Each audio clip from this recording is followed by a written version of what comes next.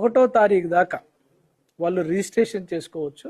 2వ తారీఖు మధ్యాహ్నం 2 గంటలకి డిప్ చేయటం జరుగుతుంది.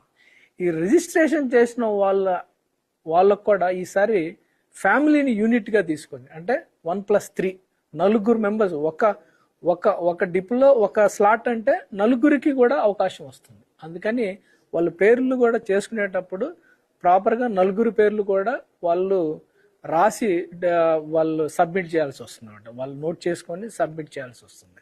సో అందుకని ఫ్యామిలీని ఒక యూనిట్గా తీసుకొని ఈ రకమైన పద్ధతుల్లో రిజిస్ట్రేషన్ చేసుకుంటే తర్వాత మనం తీసుకునే డిప్ ద్వారా వాళ్ళకి అవకాశం వస్తే ఫ్యామిలీ వచ్చే అవకాశం ఉంటుంది. ఇది ఒకటి.